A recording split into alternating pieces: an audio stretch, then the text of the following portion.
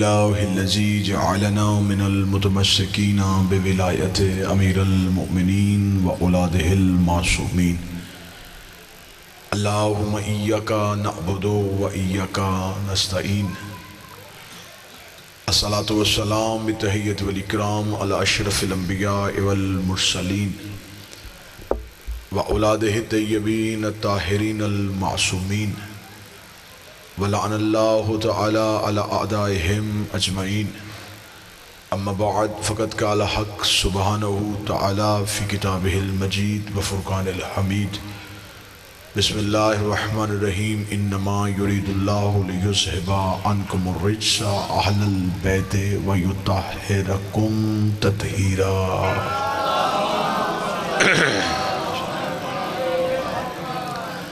دعائے مالکان عزت بارگاہ عزت میں آئے ہوئے ہر صاحب عزت کی عزت کو محفوظ فرمائے. شہزادی کونین صف اعضاء پہ جتنے بھی مومنین دلوں میں خواہشات لے کے بیٹھے ہیں، شہزادی ہر ایک کی وہ خواہش جو اس کے حق میں بہتر ہے اپنے حق کا واسطہ قبول فرمائے.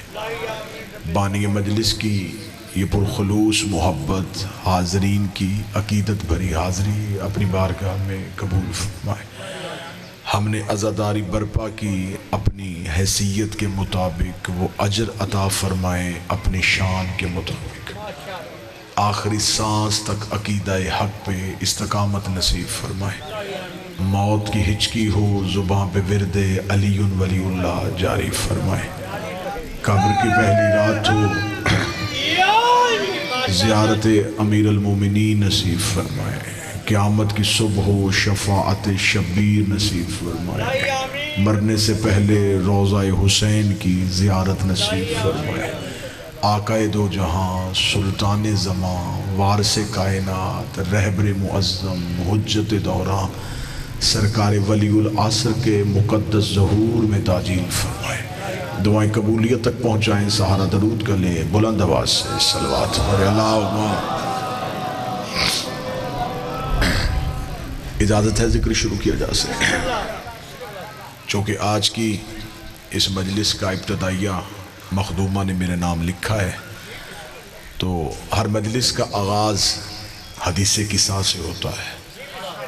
تو میں چاہتا ہوں کہ میں مجلس میں حدیث قصہ کی راز آپ کے سامنے پڑھ سکوں. مولا حسین عزت اللہ حدیث قصہ کی تلاوت بھی ہو اور حدیث قصہ کے راز بھی آپ کے سامنے پڑھے جائیں. بعض شیعہ اپنی کم علمی کی بنیاد پہ اور جدت پسندی کی بنیاد پہ یہ سمجھتے ہیں کہ شاید حدیث قصہ معاذ اللہ اس کی سند ضعیف ہے، اور انہوں نے حدیث قصہ کی جگہ دعائے کمیل پڑھنی شروع کر دی. میں بالکل کھول کے گفتگو کرنے کا عادی. جہاں مسجدوں میں حدیث قصہ پڑھی ہوتی تھی وہاں اب شب جمعہ دعائے کمیل پڑھی جاتی ہے. حدیث قصہ کی جگہ دعائے کمیل شیعت نہیں، شیعت کی دشمنی ہے. حدیث قصہ میں دعائے کمیل کا انکار نہیں کر رہا، دعائے کمیل کی اپنی حیثیت ہے، حدیث قصہ کی اپنی انفرادیت ہے. دعائے کمیل کا مقابلہ حدیث قصہ سے ہو ہی نہیں سکتا. میں ایک پہلا فرق پڑھ دیتا ہوں. دعائے کمیل اور حدیث قصہ میں اتنا فرق ہے کہ دعائے کمیل میں علی نے بندے کو بتایا ہے کہ اللہ سے گفتگو کیسے کرنے ہے. حدیث قصہ میں اللہ نے بندے کو بتایا ہے کہ 14 سے گفتگو کیسے کرنے ہے. بسم اللہ. کتنا فرق، بسم اللہ سے کتنا فرق ہے حدیث قصہ میں اور دعائے کمیل میں. حدیث قصہ اور ہے، دعائے کمیل اور ہے. دعائے کمیل میں بندہ اللہ کے سامنے گڑ گڑا کے رو رو کے منتیں کرتا ہے، میرے گناہ بخش دے، میری خطائیں معاف کر دے، میری غلطیوں پہ رحم کر دے. دعائے کمیل میں بندہ اللہ کی منتیں کر رہا ہے. حدیث قصہ میں اللہ وعدہ کر رہا ہے جو آ گیا وہ بچ بھی گیا ہے، رحمت بھی لے گیا ہے، مغفرت بھی پا گیا ہے. معصوم فرماتے ہیں کہ ہر گھر میں حدیث قصہ ہر روز نہیں تو ہفتے میں ایک بار ضرور پڑھی جائے. جہاں حدیث قصہ کی تلاوت ہوتی ہے وہاں فرشتے حصار کرتے ہیں. بسم اللہ. اس حدیث کا نام میں نے اس سے پہلے حدیث قصہ کی فضائل پڑھوں گے حدیث کسا کی، کیا کیا فضائل ہے، تو میرا خیال پوری مجلس گزر جائے حدیث کسا کی فضیلت بیان کرنے میں۔ کتنی فضیلت ہے آل محمد کے ہاں حدیث کسا پڑھنے کی۔ اصل میں مسئلہ یہ ہوا کہ جب سے ہمارا ان چیزوں پہ اعتقاد ختم ہوا ہے تب سے مصیبتوں میں اضافہ ہوا۔ میرا خیال ہے کہ نوجوان بچے تو نہیں لیکن بزرگ اس بات کی گواہی دیں گے کہ ایک دور ہوتا تھا ہمارے گھر میں ہماری مائیں معجزہ پڑھا کرتی تھی۔ ہلکی سی مصیبت کی آہٹ دروازے پہ آتی تھی نا تو مائیں معجزہ پڑھ لیتی تھی، مصیبت دروازے سے واپس چلی جاتی تھی۔ اب ان معجزوں ان کہانیوں میں لوگوں نے کہا جن میں کیا رکھا ہے، بات کہانی کی نہیں تھی، بات اعتقاد کی تھی کہ ہم نے اپنے ذہن میں علی کا تذکرہ کرنا ہے، 14 کی بات کرنی ہے، مصیبت دروازے سے واپس چلی جائے گی۔ اب ان چیزوں کی کمی ہو گئی، اعتقاد کی کمی آ گئی، اب بندے 14 کے ذکر سے زیادہ اپنی عبادت پہ ناز کر رہے ہیں، لیکن انہیں یہ نہیں پتا عبادت بھی تبھی قبول ہوتی ہے جب 14 راضی ہوتے ہیں۔ عبادت 14 کی معرفت کا نام ہے۔ معصوم فرماتے ہیں اللہ تمہیں سجدہ کروا کے اپنی حاکمیت نہیں منوا رہا، اللہ تمہیں سجدہ کر کے ہم تک پہنچا رہا ہے۔ جو حدیث پڑھی جاتی ہے اس حدیث کا نام ہے حدیث کسا۔ اس کی مکمل کہانی پڑھیں تو بنتا یہ ہے کہ اس حدیث کا نام ہوتا حدیث فاطمہ۔ صلی اللہ علیہ وسلم۔ اس حدیث کا نام ہوتا ہے حدیث تطہیر، لیکن اللہ نے حدیث کو حدیث کسا کہلوا دیا۔ کسا کہتے ہیں چادر کو، چادر والی حدیث، یعنی کہ اس کا نام ہی بتا رہا ہے کہ اس میں ایک چادر ہے جس میں کچھ راز ہے۔ اب حدیث کسا شروع ہوتی ہے ان جابر بن عبداللہ الانصاری، یہ روایت کی ہے جناب جابر نے۔ جابر کے بارے میں پھر گفتگو چھیڑوں گا تو پھر پورا 1 گھنٹہ گزر جائے گا کہ جابر تھا کون۔ جابر بن عبداللہ انصاری یہ وہ مخصوص ترین آل محمد کا صحابی ہے جس نے 5 محمدوں کی خدمت کی ہے، جس نے پہلے محمد کا سلام 5ویں محمد تک پہنچا ہے، رسالت ماپ کا دور دیکھا ہے، علی کی صحبت میں زندگی گزاری ہے، حسن کی غلامی کی ہے، حسین کی نوکری کی ہے، مولا سجاد کے ساتھ رہے ہیں، سرکار باقر کے ساتھ رہے ہیں۔ جناب رسالت ماپ مدینے کی مسجد میں بیٹھے ہوئے تھے، یہ جابر مسجد میں داخل ہوا، مولا نے صحابہ سے کہا رستہ دو جابر کو۔ جابر کو رستہ ملا، رسول نے بالکل قریب بلایا۔ جب جابر بالکل قریب آیا رسول نے کہا میرے قریب بیٹھ۔ جابر بیٹھا، رسول نے جابر کا سر پکڑ کے اپنے زانوں پہ رکھا۔ قسمت ایک صحابی کی، رسالت ماپ نے اس کا سر اپنے زانوں پہ رکھا، اس نے آنکھیں بند کر کے خوشبوئے رسالت کو سونگا۔ اس کی آنکھ میں خوشی کا آنسو آیا، آنسو ابھی داڑھی تک نہیں پہنچا یا رسول نے ہاتھ سے آنسو کو روکا، روک کہا تجھے ایک اہم ذمہ داری دینے لگا ہوں۔ مولا حکم فرمایا جب ممبر پہ میرا ایک بیٹا دیکھے جس کا نام میرے نام جیسا ہو اسے کہنا نانا سلام کہہ رہا تھا۔ جب تو ایک میرا ایسا بیٹا دیکھے جس کا نام میرے نام کے ساتھ ملتا ہو اور وہ ممبر پہ بیٹھا ہو تو اسے کہنا رسول سلام کہہ رہا تھا۔ یہی جناب جابر جب سرکار امام باقر کی بارگاہ میں پہنچے تو مدینے کی اسی مسجد کے اسی ممبر پہ سرکار باقر بیٹھے ہوئے تھے۔ اب جناب جابر ضعیف ہو چکے تھے، کمر جھک گئی تھی، کمر میں خم آ گیا تھا، آنکھوں کی بینائی ختم ہو رہی تھی۔ جب مسجد میں داخل ہوئے جناب سرکار باقر علوم نے کہا جابر کو رستہ دو۔ لوگوں نے نبی کا صحابی سمجھ کے احتراماً اٹھے، پکڑ کے مولا کے قریب لے کے آئے۔ جناب جابر مولا کے قریب بیٹھ گئے، سرکار باقر نے سر پکڑ کے وہیں رکھا جہاں رسالت ماپ نے رکھا تھا۔ جابر نے آنکھیں بند کر کے مدت کے بعد پھر وہی خوشبو محسوس کی۔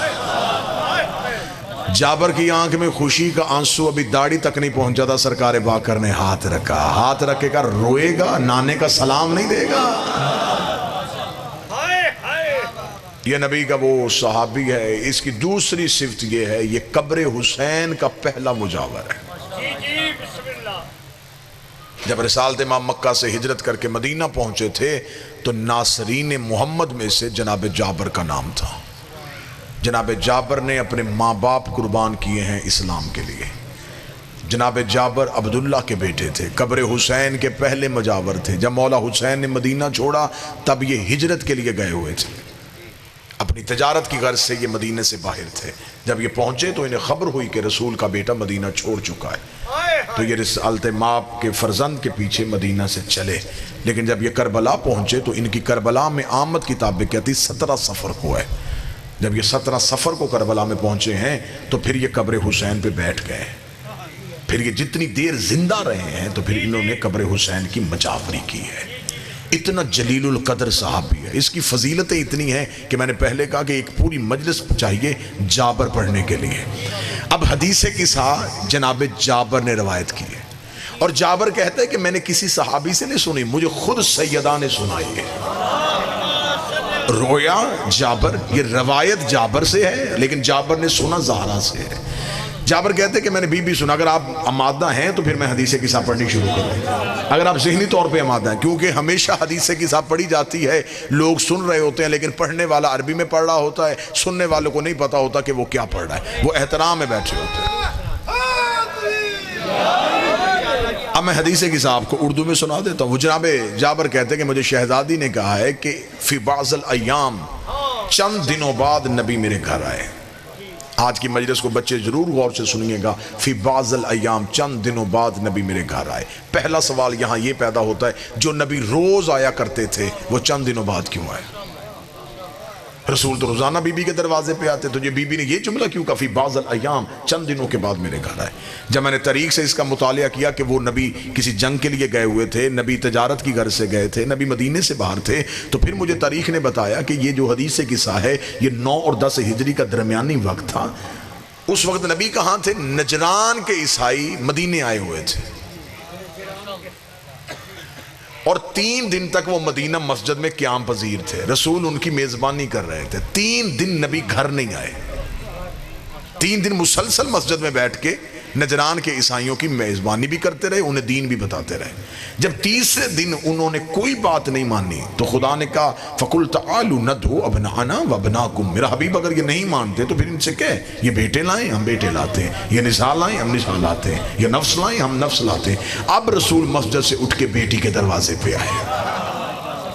بی بی نے بعض ایام اس لیے کہا کہ 3 دنوں کے بعد نبی گھر آئے. اب جو گھر آئے ہیں بیٹی کا گھر سمجھ کے نہیں آئے. اب حدیث قصہ آگے چلی. نبی پہلے آتے تھے, سلام کرتے تھے, زہرا استقبال کرتی تھی, نبی ماتھا چومتے تھے, نبی جا کے حجرے میں بیٹھ جاتے تھے. اب حدیث قصہ کے جملے کہ نبی آئے, دروازے پہ رک گئے. رک کے نبی نے کہا ایتینی بالکساء الیمانی, زہرا مجھے چادر اوڑا, زہرا مجھے چادر اوڑا. اس کے آگے حدیث قصہ میں جملہ کا ضعف بدنی, نبی نے کہا کہ میں اپنے بدن پہ کمزوری محسوس کر رہا ہوں. پڑھنے والے نے آپ کو سنایا کہ رسالت امام معاذاللہ بیمار تھے اور بخار کی وجہ سے کمزوری محسوس کر رہے تھے. میں 2 علموں کے درمیان بیٹھا ہوا ہوں. مذہب اہل بیت میں جو بیمار ہو جائے وہ نبی نہیں ہوتا, کیونکہ بیماری تب آتی ہے جب جسم پہ کنٹرول نہ رہے. تو جس کا جسم پہ کنٹرول نہ ہو اس کا کائنات پہ کنٹرول کیسے ہو سکتا ہے؟ نبی نے یہ نہیں کہا کہ زہرا میں بدن پہ کمزوری محسوس کر رہا ہوں. نبی نے زہرا کے دروازے پہ رکے گا, زہرا رسالت کمزوری محسوس کر رہی ہے, رسالت کمزوری محسوس کر رہی ہے. اب میرا مجمع مجھ سے پوچھے کہ رسالت میں کمزوری کیسی آ گئی؟ نبی نے زہرا کے دروازے پہ رک کے کہا اس نے بیٹے مانگ لیے میرے ہے نہیں, اس نے عورتیں مانگ لی ہیں میری اس قابل نہیں. زہرا رسالت کمزوری محسوس کر رہی ہے, مجھے اپنی چادر اڑا اور مجھے رشتے دے. اتنا کہنا تھا, بی بی نے اپنی چادر اڑائی. نبی نے کہا اب میں سکون محسوس کر رہا ہوں. جس کی چادر نبوت کو شفا دے اسے شریعت میں زہرا کہے. بسم اللہ سر. پہلا راز آپ نے بڑی محبت سے, بادشاہ حسین عزت, انتہائی روحانیت والی مجلس, انتہائی نورانیت والی مجلس. پہلا ہی راز آپ نے انتہائی محبت کے ساتھ سنا. پہلا ہی جملہ آپ کو بڑے اچھے طریقے سے وصول ہو گیا. بعض الایام نبی مباہلہ کے لیے تیاری کر رہے تھے. دوسرا راز نبی نے یہ نہیں کہا کہ میرا جسم کمزور ہو گیا ہے, رسالت کو رشتے چاہیے. 2 راز پڑھی گئے جی. تیسرا راز پڑھتے ہیں. اب بی بی نے چادر اڑائی اور نبی گھر میں چادر لے کے بیٹھ گئے. یہ چادر نبی کی نہیں تھی. چلے میں جملہ تبدیل کرتا ہوں. جس کے کاندھے پہ خود کملی تھی, مجھے نہیں کتابوں میں ملا کہ نبی کوئی ایسا لمحہ تھا جب, کیونکہ عربوں میں ابا لباس تھی, چادر نبی کے دوش میں موجود تھی. نبی نے اپنی چادر لے کے نہیں بیٹھے, زہرا تو مجھے چادر اوڑا. کملی والے نے سیدہ سے چادر مانگی، سیدہ نے چادر دی، نبی چادر کے نیچے بیٹھ گئے۔ آگے چلیں جی۔ اب پہلا شہزادہ صحن عصمت میں داخل ہوا، حدیث کے ساتھ شروع ہو چکی جی۔ اس نے آتے کہا انی اشم عندک راحۃ طیبہ، اماں کہیں سے نانا کی خوشبو آ رہی ہے۔ یہ بات ذہن میں رکھیے گا جلال پور والو، نبوت جب بھی پہچانی جائے خوشبو سے پہچانی جاتی ہے۔ یہی وجہ تھی کہ ہجرت کی رات بستر پہ علی کو سلایا، کیونکہ علی کے جسم سے بھی وہی خوشبو آتی تھی جو محمد کے بدن سے آتی تھی۔ اماں کہیں سے نانا کی خوشبو آ رہی ہے۔ انی اشم عندک راحۃ طیبہ کأنہا راحۃ جدی رسول اللہ، اماں یہ خوشبو میرے نانا کی ہے۔ اتنا کہنا تھا یا بی بی نے اشارہ کیا چادر کے نیچے ہے رسول۔ اب حسن چلتے چلتے چادر کے قریب ہے۔ السلام علیکہ یا جدی، نانا بیٹے کا سلام۔ رسول نے چادر کے اندر سے حسن کی آواز سنی، فرمایا علیکہ السلام یا قرۃ عینی وثمرۃ فؤادی، او میری آنکھوں کی ٹھنڈک، اے میرے دل و جان کے میوہ، تجھ میں میرا سلام۔ حل اتعذن لی ادخل معک تحت الکساء، نانا اجازت ہے میں چادر کے نیچے آ جاؤں؟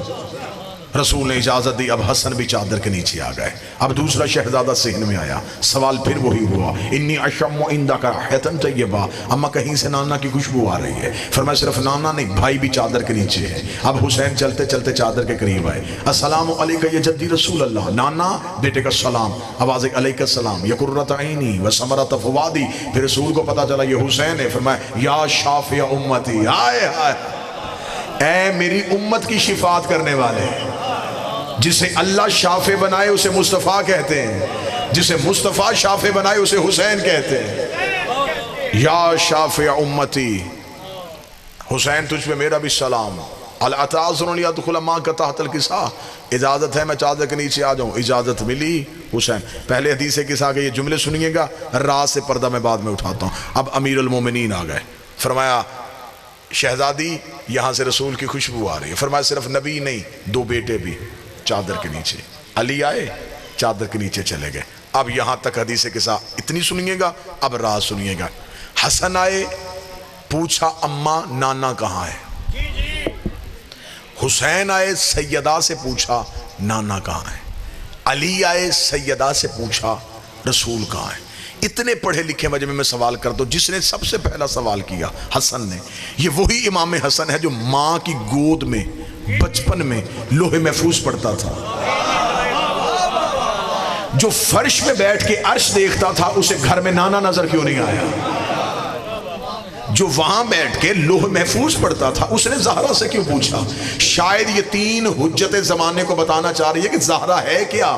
حسن نے بی بی سے پوچھا، حسین نے بی بی سے پوچھا، علی نے زہرا سے پوچھا۔ جس علی نے پوچھا وہ سلونی کا دعویٰ کرتا ہے، جس حسین نے پوچھا وہ نیزے کی نوک پہ قرآن پڑھتا ہے، جس حسن نے پوچھا وہ ماں کی گود میں لوح پڑھتا ہے۔ حسن بھی امام، حسین بھی امام، علی بھی امام۔ امام کہتے ہیں رستہ دکھانے والے کو، جو امت کو رستہ دکھائے اسے امام کہتے ہیں، جو تین اماموں کو رستہ دکھائے اسے زہرا کہتے ہیں۔ حسن بھی زہرا سے پوچھے، حسین بھی زہرا سے پوچھے۔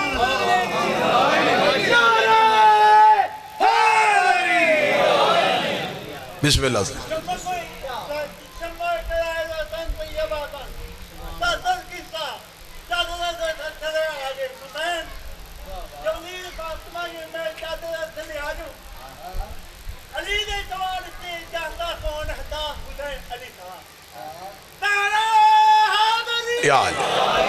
متوجہ صاحبان مکمل جی، موضوع پسند ہے یا نہیں ہے جی؟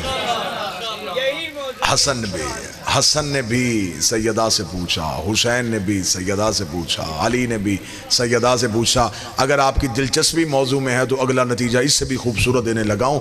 حسین نے اجازت مانگی تو چادر کے نیچے گئے، حسن کو اجازت ملی تو چادر کے نیچے گئے، علی جیسے امام کو رسول نے اجازت دی تو وہ چادر کے نیچے آئے۔ اب میرا مجمع مجھے بول کے بتائے یہ وہی حسین نہیں ہے جو رسول سجدے میں تھا تب پشت پہ آگے بیٹھ گیا تھا، تب تو کاندھا پکڑ کے نہیں پوچھا کہ نانا اجازت ہے میں تیری نماز میں آ جاؤں؟ نماز میں بغیر اجازت کے، چادر میں اجازت مانگ کے، اس کا مطلب ہے وہ نماز کبریا ہے، یہ حجاب کبریا۔ وہاں بغیر اجازت کے چلا گیا، زہرا کی چادر میں بغیر اجازت کے نہیں۔ اب یہ چادر کے راز پڑھوں میں آپ کے سامنے. یہ چادر تھی کیا؟ دو جگہوں پہ مجھے نبی رکتا ہوا نظر آیا ہے. رسول کعبے میں جاتا ہوا دروازے پہ اجازت نہیں مانگی.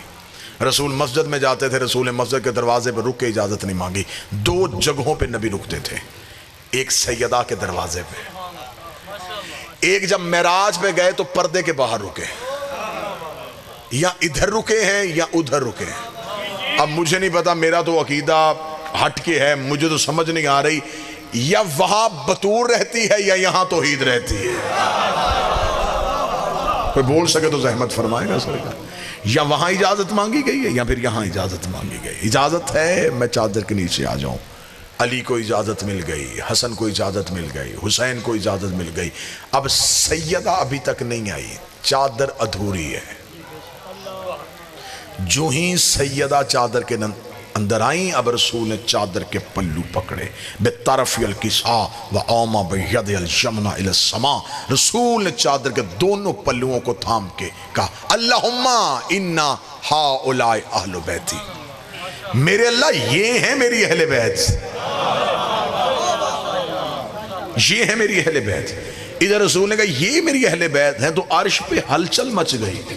فرشتوں نے پوچھا وَمَن تَحْتَ الْكِسَا، یہ چادر کے نیچے کون ہے؟ یہ جو فرشتوں نے پوچھا نا وَمَن تَحْتَ الْكِسَا، یہ لا علمی نہیں. اس کا مطلب یہ نہیں کہ فرشتے جاہل تھے. فرشتوں نے سوال دہرایا. اگر کوئی بندہ علم سننے والا بیٹھا تو یقیناً اگلی سطر پہ تائید کرے گا. یہ فرشتوں نے ومن کہہ کے سوال کو دہرایا ہے. یہ سوال ایک بار نہیں دوسری بار ہوا ہے. یہ پہلی بار کب ہوا تھا؟ جب خدا نے فرشتوں سے کہا تھا آدم کو سجدہ کرو. فرشتوں نے کہا کیوں کریں؟ خدا نے کہا بتاؤ یہ کون ہے، بتاؤ یہ کون ہے. فرشتوں نے کہا ہم نہیں جانتے. فرمایا آدم تو نام پڑھ. آدم نے نام پڑھے. خدا نے کہا اب سجدہ کرو. اس وقت خدا نے پوچھا تھا بتا یہ کون ہے، بتا یہ کون ہے. آج فرشتوں نے پوچھا اب بتا یہ کون ہے. اتنا کہنا تھا. اب آواز خدائی ہم فاطمہ تو و ابوہا و بالوہا و بنوہا. ایک زہرا ہے، ایک زہرا کا بابا ہے، ایک سیدہ کا شوہر ہے، دو سیدہ کے بیٹے ہیں. میرے اللہ اصول کلام تو نہیں جانتا تو کون جانتا ہے؟ تو یہ کہہ دیتا ایک مصطفیٰ ہے، ایک مصطفیٰ کی بیٹی ہے، ایک مصطفیٰ کا بھائی ہے، دو مصطفیٰ کے نواسے ہیں. تو انہیں تعارف زہرا کا نام لے کے کیوں کروایا جبکہ چادر میں 4 مرد موجود تھے؟ 4 مردوں کے ہوتے ہوئے مستور کا نام دے کے تعارف کروایا. خدا نے کہا اس لیے زہرا کا نام دے کے تعارف کروایا. اگر میں کہتا محمد ہے، محمد کی بیٹی ہے، کل کوئی مولوی بھونک دیتا بیٹی تھی لیکن زہرا نہیں تھی، بیٹی تھی لیکن زہرا نہیں تھی. نبی کی اور بھی بیٹیاں تھیں. میں نے فاطمہ کہہ کے دنیا کو بتایا ہے کہ اہل بیت محمد کے رشتہ داروں کا نام نہیں، اہل بیت زہرا کے رشتہ داروں کا نام.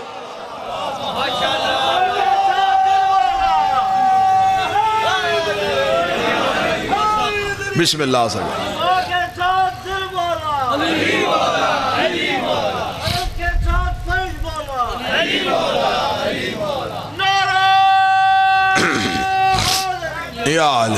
اہل بیت بننے کے لیے نبی کا رشتہ دار ہونا ضروری نہیں، سیدہ کا رشتہ دار ہونا ضروری ہے. نبی کے رشتہ دار اہل بیت نہیں.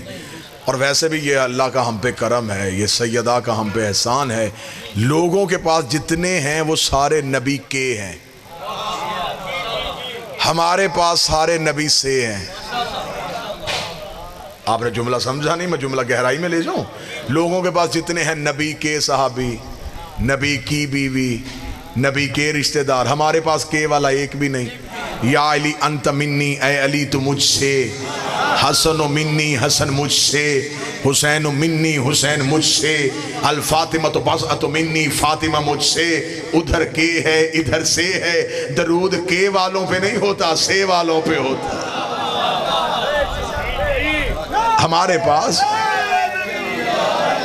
ہمارے پاس نبی کے جسم کے رشتہ دار نہیں، ہمارے پاس نبی کے نور کے حصے ہیں. یہ سارے نبی سے ہیں. اہل بیت رسول کے رشتہ داروں کا نام نہیں، اہل بیت سیدہ کے رشتہ داروں کا نام. بندوں نے نبی سے رشتہ داری کی تھی اہل بیت بننے کے لیے. رشتہ داری کریں گے اہل بیت بن جائیں گے، اہل بیت بنیں گے درود میں آ جائیں گے، درود میں آئیں گے تو نماز میں آ جائیں گے. بندوں نے شارٹ کٹ استعمال کیا تھا نماز میں آنے کے لیے. خدا نے تطہیر کا دروازہ لگا دیا. خدا نے اہل بیت کا تعارف کروا ہی زہرا کے نام سے دیا کہ جتنی مرضی نبی سے رشتہ داری کر لو، نبی کے رشتہ دار تو اہل بیت میں آئیں گے نہیں، اہل بیت ہوں گے سیدہ کے رشتہ دار۔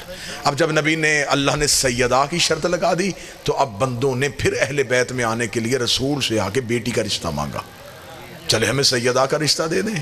اب جو کتاب میں جملے میں بالکل بعین ہی وہ پڑھنے لگا ہوں، جب لوگوں نے کہا کہ ہمیں بیٹی کا رشتہ چاہیے، رسول کا جواب سونے کا قلم ہو میں کعبے کی پیشانی پہ جملہ لکھوں، رسول نے کہا تمہیں کس نے کہا ہے کہ میری بیٹی کی شادی کا اختیار میرے پاس ہے؟ تو بیٹھا ہے سننے والا یا نہیں بیٹھا؟ تمہیں کس نے کہا ہے کہ میری بیٹی کی شادی کا اختیار میرے پاس ہے؟ وہ بھی سامنے عرب کے لوگ تھے، انہوں نے کہا تجھے سورج پلٹانے کا اختیار ہے، تجھے چاند اور ٹکڑے کرنے کا اختیار ہے، تو پتھروں کو کلمہ پڑھوائے یہ تیرا اختیار ہے، تو درختوں کو چلائے یہ تیرا اختیار ہے، بیٹی کی شادی کا اختیار تیرے پاس کیوں نہیں؟ شادی کو تو ولی کی اجازت ہوتی ہے اور تو بیٹی کا ولی ہے۔ جو جواب رسول نے دیا قلم ٹوٹ گئی ہے بندوں کی، رسول کا جواب سننا اور چہروں پہ نور ولایت آ جائے گا۔ رسول مسکرا کے فرماتے ہو جاہلو میں مسلمان بناتا ہوں معصوم نہیں بناتا، ہائے ہائے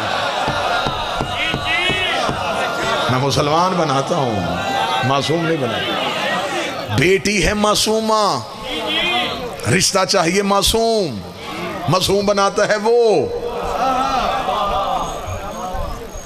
جانے، اور وہ عصمت کے معاملے میں اتنا سخت ہے، وہ مریم کو بغیر شوہر کے بیٹا دے دیتا ہے،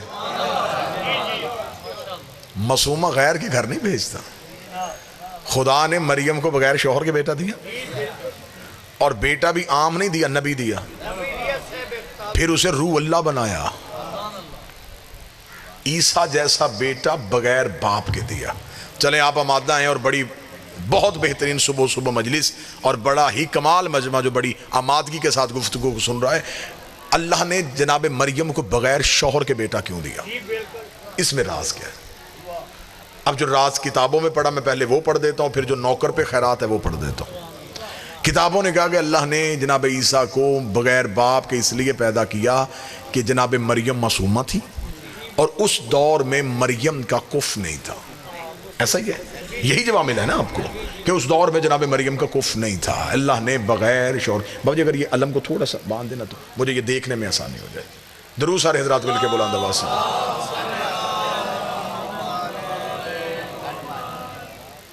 اب بس ٹھیک ہو گیا، بہتر ہو گیا۔ درود سارے حضرات مل کے بلند آواز سے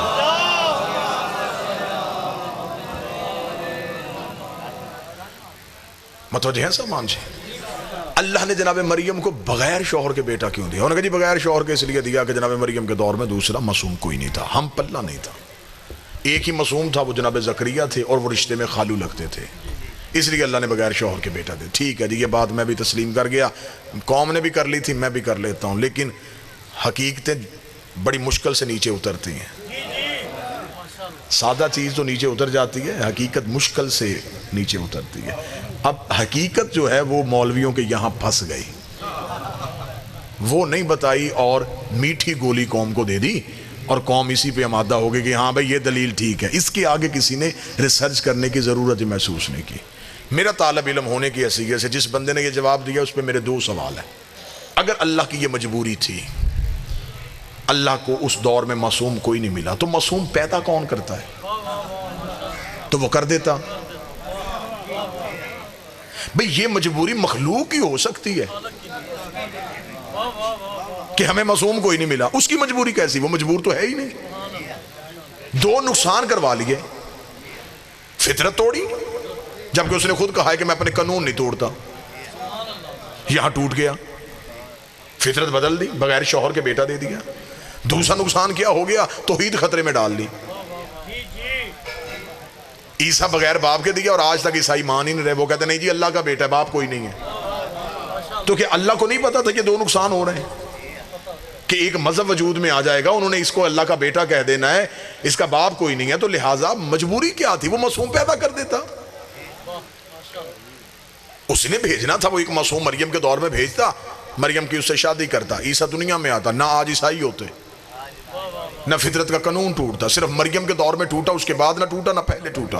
میرے مالک دو نقصان کروا لیے ہیں تو نے۔ اب میں نے جو پہلا سوال کیا تھا وہ ہوتا کتابوں والا جواب، پھر میں نے اس پہ کیے دو سوال قائم، اب دو سوالوں کے بعد اب نوکر پڑھنے لگا عطا۔ میرے مالک تو نے مریم کو بغیر شوہر کے بیٹا کیوں دیا جبکہ تو نے معصوم خلق کر دینا تھا؟ عجب نہیں کہ واضح پروردگار ہے، گستاخ نہ بن، خدا کو مجبور نہ سمجھ، میں معصوم خلق بھی کر سکتا تھا، لیکن اصل میں حقیقت یہ تھی کہ میں مریم کو بنا بیٹھا تھا بتول۔ اگر میں کوئی معصوم پیدا کر کے مریم کی سے شادی کرتا تو وہ قیامت تک معصوم کہتا رہتا میرے گھر میں بتول رہتی ہے، میں بتول کا شوہر ہوں، میں بتول کا حاکم ہوں۔ خدا نے کہا یہ اعزاز صرف ابو طالب کے بیٹے کا ہے کہ اس کے گھر میں بتول رہتی ہے۔ میں توحید خطرے میں ڈال سکتا ہوں، علی کی ہمسری برداشت نہیں کر سکتا، میں علی کی برابری برداشت نہیں کروں گا۔ کل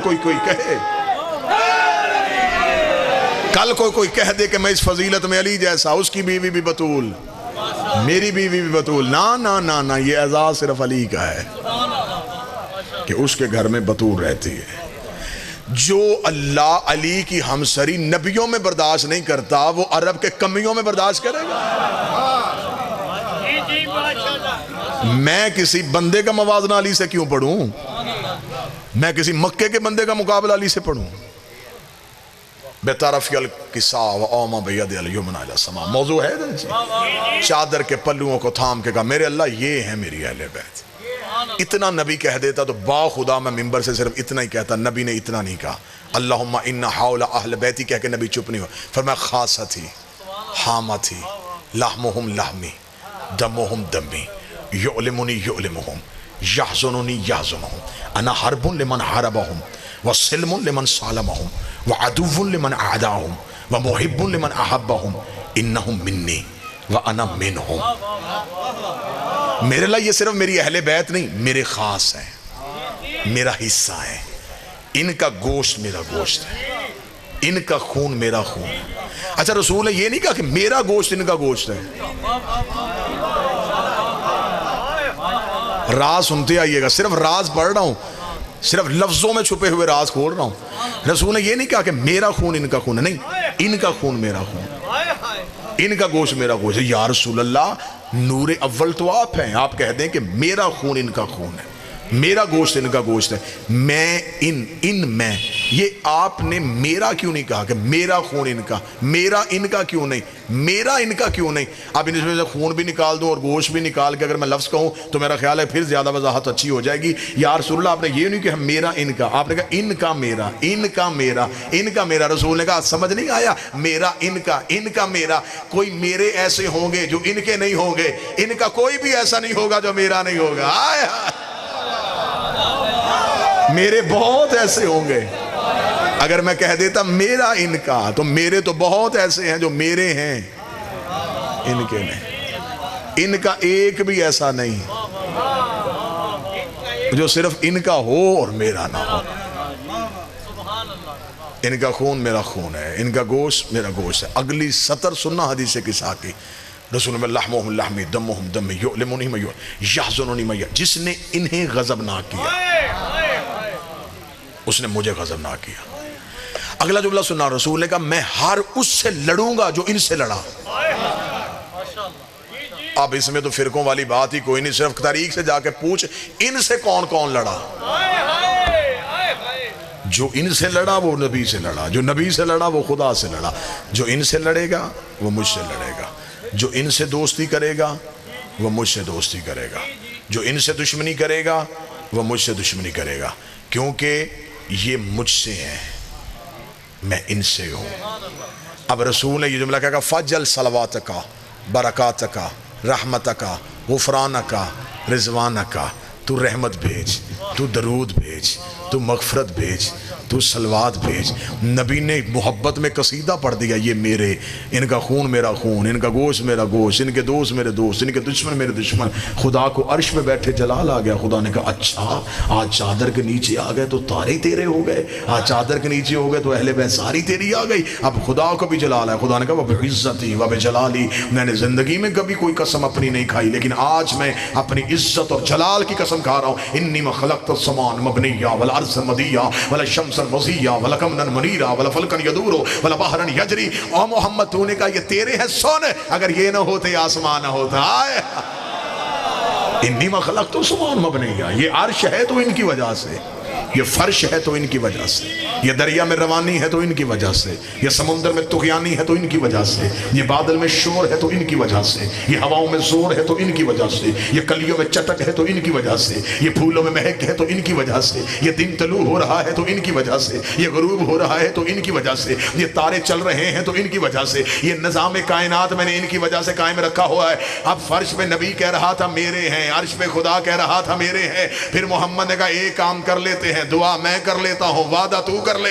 خدا نے کہا تو دعا کر، میں وعدہ کرتا ہوں۔ نبی نے ہاتھ اللہم وعلمن وعلہم وآدمن آدھا، ہر اس سے دوستی کرنا جو ان سے دوستی کرے، ہر اس سے دشمنی کرنا جو ان سے دشمنی کرے۔ اب پتہ چلا رضی اللہ سجدے کرنے سے نہیں ہوتا، پانچ کو راضی کرنے سے ہوتا۔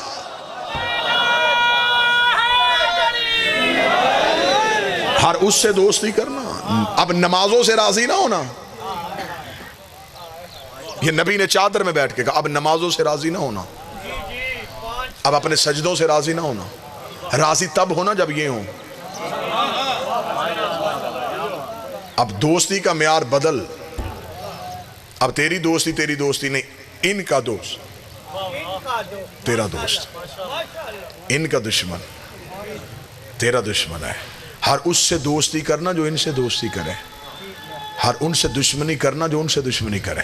اب خدا نے کیا کہا تھا کہ مجھے اپنی عزت اور جلال کی قسم، توجہ میری طرف رکھیے گا، مجھے اپنے عزت و جلال کی قسم کہ میں کچھ بھی نہ بناتا اگر یہ نہ ہوتے۔ میرا خیال ہے یہ بات ادھوری رہی ہے، میں اسے مکمل کر دیتا ہوں۔ مجلس ہو رہی ہے، آج صاحبان لگا ہوا ہے، قلین بچھا ہوا ہے، ممبر سجا ہوا ہے، مومنین بیٹھے ہیں۔ آپ کل کو اسی جگہ پہ آئیں گے، نہ صاحباں ہوگا، نہ قلین ہوگا، نہ ممبر ہوگا۔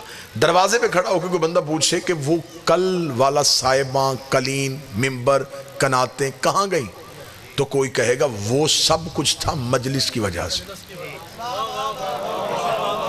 مالک حسین عزت فرمائے جو پہلے لمحے میں مومن بولے، اس کا مطلب ہے کہ اس کا ذہن مجلس میں ہوتا ہے۔ وہ سب کچھ زیادہ صاحب تھا مجلس کی وجہ سے، مجلس ختم انتظام ختم، اس کا مطلب ہے یہ سب کچھ مجلس کی وجہ سے۔ خدا کہتا ہے مجھے عزت اور جلال کی قسم، میں نے زمین ان کی وجہ سے بنائی ہے، آسمان ان کی وجہ سے بنا۔ تو اب جلال پور کا مجمع بول کے مجھے بتائے، اللہ سے سوال نہ کرے میرے مالک اگر ان میں سے سارے چلے گئے ہیں تو زمین لپیٹ دے، آسمان گرا دے، سورج بجھا دے، چاند واپس لے جا، تو نے سب کچھ ان کی وجہ سے بنایا۔ جب یہ ہی نہیں تو پھر زمین و آسمان کیسا؟ خدا نے کہا گستاخ نہ بن، یہ تھے نہیں، یہ ہیں۔ ان کا کوئی نہ کوئی محمد ابھی بھی ہے،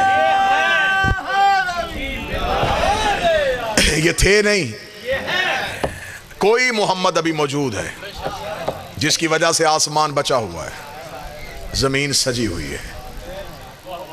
کوئی محمد ابھی ہے جس نے کائنات کے نظام کو روکا ہوا ہے، کوئی محمد ہے جو نظام کائنات چلا رہا ہے۔ آج کے شیعوں کے لیے مدت پہلے صادق کی بارگاہ میں ایک صحابی نے سوال کیا تھا، اس دور کے شیعوں کے لیے نہیں، تمہارے لیے کیا تھا۔ وہ جواب مولا کا سننا اور اپنا عقیدہ ٹھیک کر لینا۔ اس بندے نے امام سے کہا مولا جس دور میں آپ میں سے کوئی بھی نہیں ہوگا، اس دور کے شیعہ مسائل کس سے پوچھیں گے؟ یقیناً یہ آج کے دور کی بات ہے۔ جس دور میں آپ کا کوئی بھی نہیں ہوگا، اس دور کے شیعہ کیا کریں گے؟ امام جلال میں آ کے کہتے وہ کون سا دور ہوتا ہے جب ہم نہیں ہوتے؟ ہم ہر دور میں موجود ہیں۔ اب میں کیا کروں، میں مشکل دور کا پابند خطیب ہوں، مجھے حقائق پڑھنے بھی ہوتے ہیں اور ہوا کے جھونکے کی طرح گزرنا بھی ہوتا ہے۔ میں چاہتا ہوں کہ قوم کے سامنے یہ امانتیں پڑھی جائیں، لیکن اشارہ اتنا بہتر استعمال کیا جائے کہ جتنا بہتر اشارہ میری قوم سمجھتی ہے اتنا روئے زمین پہ کوئی قوم نہیں سمجھتی۔ میں اشارہ دینے لگا ہوں، جو اشارہ سمجھے گا مجھے چہرے سے پتہ چل جائے گا یہاں اشارہ۔ پیاسے کا کام ہے چشمے کو ڈھونڈنا، بابا جی اشارہ سمجھے گا، پیاسے کا کام ہے چشمے کو ڈھونڈنا۔ اب اگر کوئی پیاسا چشمہ ڈھونڈے ہی نہ اور نالی سے پانی پی لے، اس میں چشمے کا کیا قصور ہے؟ کو بیٹھا ہے اشارہ سمجھنے والا؟ بسم اللہ۔ تمہارا کام تھا امام کو ڈھونڈنا، اب تم امام کو ڈھونڈو ہی نہ اور کسی اپنے مرضی کے پوچھ لو، تو بتا دے۔ تو اس میں مالی کا کیا قصور ہے؟ اچھا سوال پوچھنے کے لیے کہتے جی امام ہے ہی نہیں، مدد مانگنے کے لیے امام سے، پھر جس سے جواب مانگا اسے مدد بھی مانگ۔ اگر وہ تیری مشکل کشائی کر سکتے ہیں تو وہ تجھے تیرے مسئلوں کا حل بھی بتا سکتے ہیں۔ انہیں بتانا آتا ہے، ہمیں پوچھنا نہیں آ رہا۔ ہم نے اپنی جہالت چھپانے کے لیے کہہ دیا وہ پردے میں ہے۔ وہ پردے میں کیسے ہیں؟ وہ تو ظاہر ہے، ہماری آنکھوں کے آگے پردے ہیں۔ ہماری آنکھوں کے آگے دنیا داری کا پردہ، تعصب کا پردہ، ہوس کا پردہ، ہرس کا پردہ۔ یہ پردے ہٹا تجھے حجت نظر آئے۔ اگر یہ نظر نہ آ سکتے ہوتے، میں بہت بڑی بات کہنے لگا ہوں، اگر یہ نظر نہ آ سکتے ہوتے تو یہ مرنے کے بعد بھی نہ آتے۔ موت کے وقت سرحانے کس کی کرسی ہوتی ہے؟ علی کی۔ علی نظر آیا، کیوں نظر آیا؟ اس لیے کہ دنیا کے پردے ہٹ گئے۔ دنیا کے پردے ہٹے، حجت نظر آ گئی۔ تو ابھی زندہ ہٹا، حجت ابھی نظر آ جائے گی۔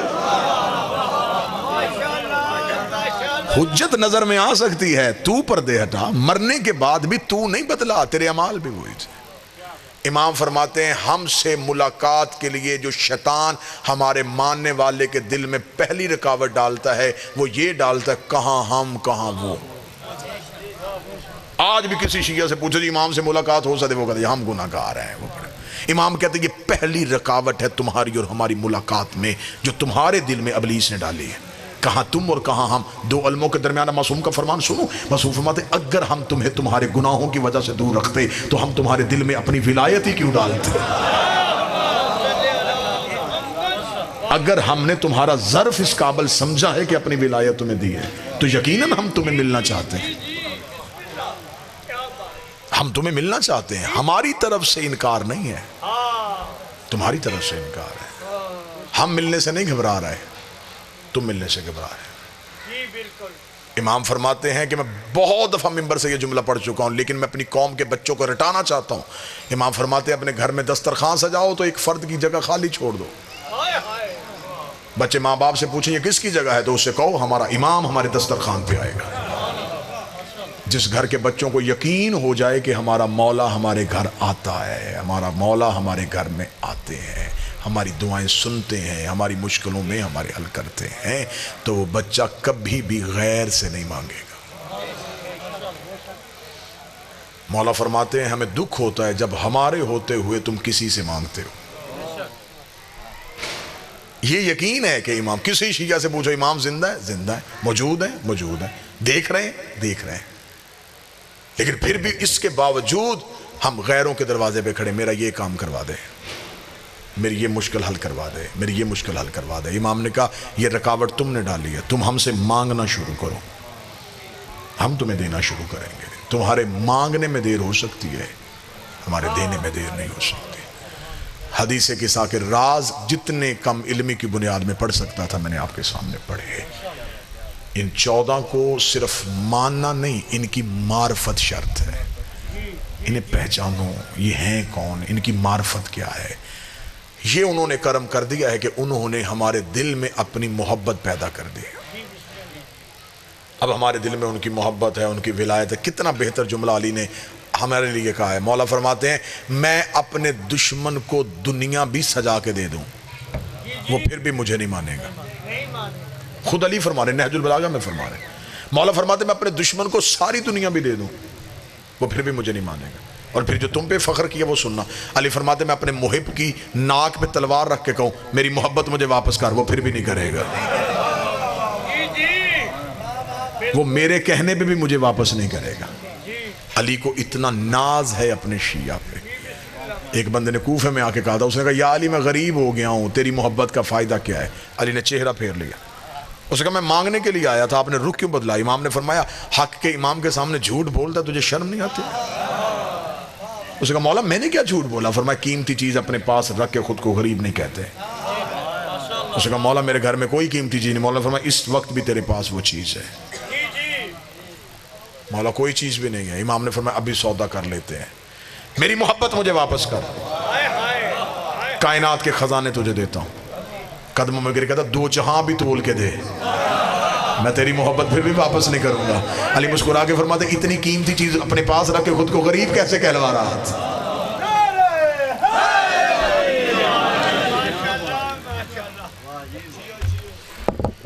بس صرف امتحان یہاں اتنا ہے کہ یہاں علی کے لیے تکلیفیں تم برداشت کرو, وہاں علی تمہیں تکلیف نہیں ہونے دے گا. یہاں علی کے لیے جتنا برداشت کر سکتے ہو کرو.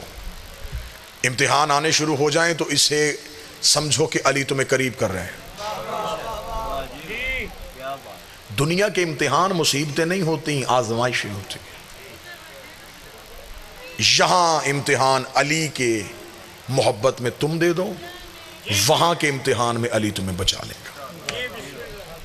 میں اپنی قوم کے سامنے پھر منت کر کے کہہ رہا ہوں, یہاں کا امتحان آسان ہے, وہاں کا مشکل ہے. وہاں کے امتحان سے بچنے کے لیے یہاں امتحان دو. یہاں عقیدے کا امتحان ہے, وہاں اعمال کا امتحان ہے. یہاں علی تمہیں عقیدے کی وجہ سے پرکھے گا. دنیا تمہیں دور کرے گی, لوگ نفرت کریں گے, تعلق ختم ہوں گے, دوستیاں برباد ہوں گی. تمہیں علی کی ولایت کے جرم میں تنہا کر دیا جائے گا, تم پہ طنز کیا جائے گا, تمہیں گالی دی جائے گی, تمہیں برا بھلا کہا جائے گا. علی کے لیے سب برداشت کر لینا.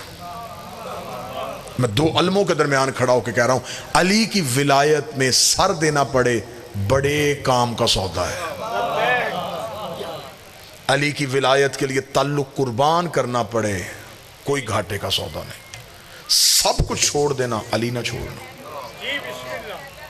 مشکل دور آ گیا ہے, علی کی ولایت طریقے سے چھیننے کی کوشش کی جا رہی ہے.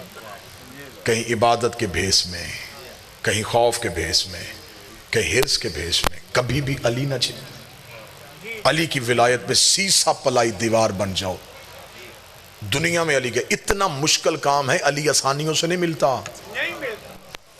میں ایک ہی جملہ کہوں تو میرا خیال ہے کہ پھر میری قوم کو 1 گھنٹہ میری محنت کی ضرورت نہیں پڑے گی. علی ولی اللہ اتنا مشکل امتحان ہے کہ علی کی ولایت کی دشمنی میں لوگوں نے محمد کا جنازہ چھوڑ دیا تھا. آج لوگ کہتے ہیں جی بندے ہم سے نہیں بولتے, ہم علی ولی اللہ پڑھتے ہیں, لوگوں نے ہمارے ساتھ تعلقات ختم کر لیے. تو تمہارے ساتھ تعلقات ختم ہوئے تو اس میں کیا ہوا؟ لوگوں نے مصطفیٰ کے ساتھ تعلق ختم کر لیا تھا. 1.25 لاکھ بندہ غدیر میں چھوڑ کے آیا تھا کائنات کا رسول. کتنے مسلمان آئے جنازے پہ؟ غدیر کے واپس آ کے رسول نے اپنی زندگی کے باقی ایام حجرے میں گزارے. لوگوں نے نبی کو گھر سے نکل کے مسجد میں نہیں آنے دیا.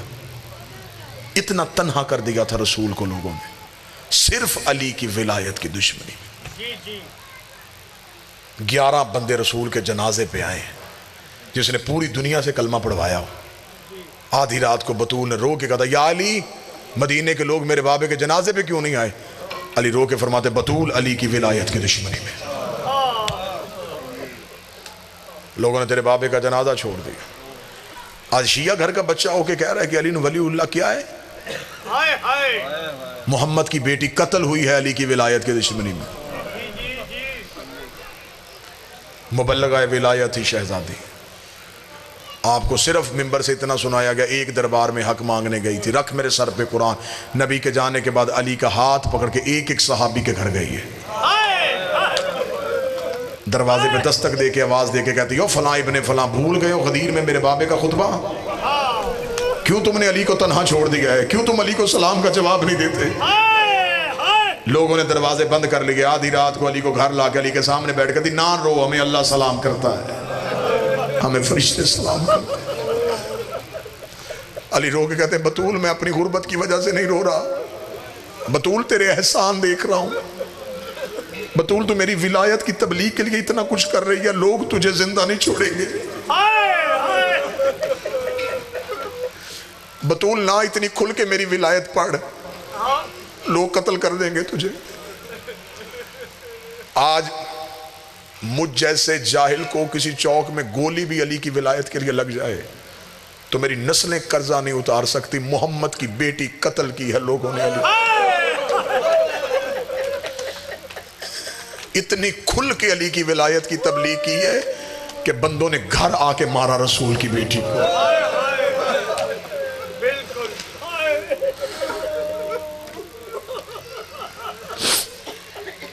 ابھی میں آپ کے سامنے جو چادر کے راز پڑھ رہا تھا، یہ چادر لٹ گئی علی کی ولایت کی خاطر، قتل ہو گئی رسول کی بیٹی علی کی ولایت کی وجہ سے۔ آدھی رات کو تنہا جنازہ پڑا ہے اور علی جنازے پہ بیٹھا رو رہا ہے، رو کے کہہ رہا بطول، ایک تو ہی تو تنہا میری ولایت کی مبلغہ تھی، بطول پہلے بابا چھوڑ کے گیا، اب تو چھوڑ کے چلی گئی، اب میری ولایت کون منوائے گا؟ علی بطول کے جنازے پہ اتنا کہہ رہا تھا، یا پیچھے سے علی کی بیٹی آئی، بابے کے گلے میں باہیں ڈال کے کہتی نہ رو، ابھی زینب زندہ ہے۔ بابا لوگوں نے تیری ولایت کی خاطر اگر تیرے بیٹے بھی قتل کر دیے نا تو تیری بیٹی زندہ ہے۔ کیوں مارا کربلا میں رسول کا بیٹا حسین؟ بہت غلطی کی مولوی نے، اس نے قوم کو حق نہیں سنایا،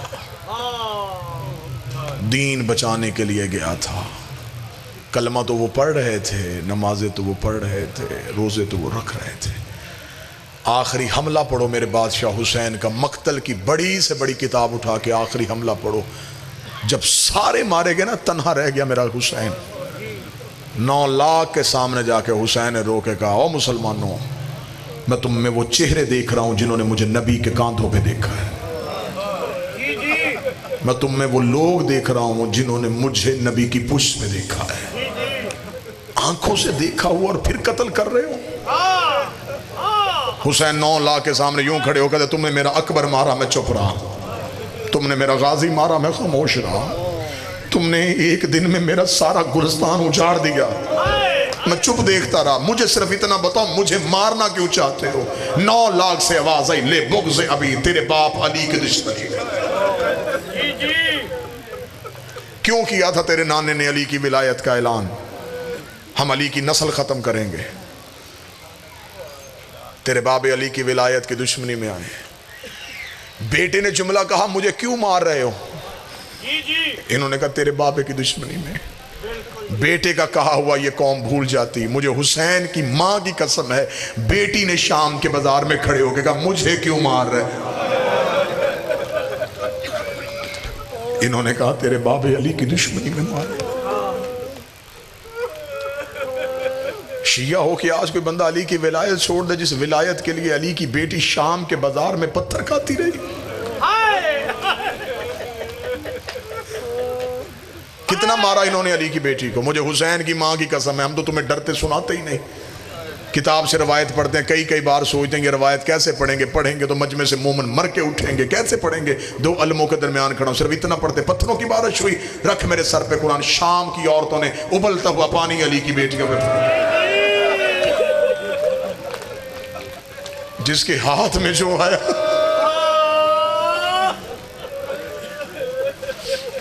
بسم اللہ باج، بسم اللہ بسم اللہ، واجب الاحترام قابل صد احترام جناب سید زیگم شاہ جی تشریف لے آئے، بس 2 سطر مصیبت کی پڑھوں، انہی کا انتظار تھا۔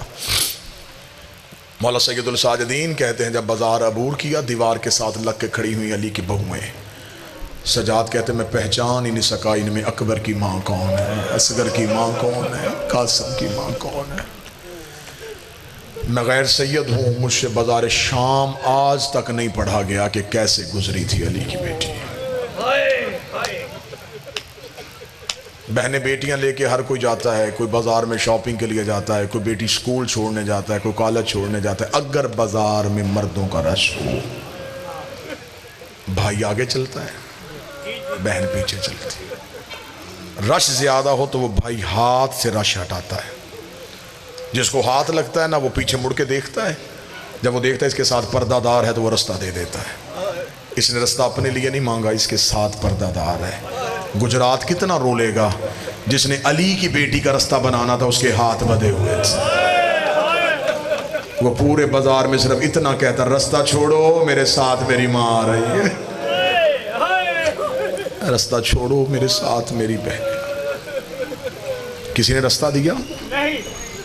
رش اتنا زیادہ ہو گیا کہ علی کی بیٹی سے چلنا مشکل ہو گیا۔ میں نے تو منبر پہ کہا ہے با خدا ابھی تک بازار شام نہیں پڑھا گیا. بازار شام میں کوئی ایک مصیبت آئی ہے جو سجاد کا حجت ہو کے جگر پھٹ گیا؟ جب لوگوں نے جان بوجھ کے بھیڑ اتنی زیادہ کر دی کہ علی کی بیٹی سے چلا نہ جا سکے، پھر روتی روتی زمین پہ بیٹھ کے دی، رو کے کہتی سجاد اب مجھ سے کھڑا نہیں ہوا جا رہا. پھر آدھا بازار ایسے عبور کیا ہے جیسے اکبر کی لاش پہ حسین آیا.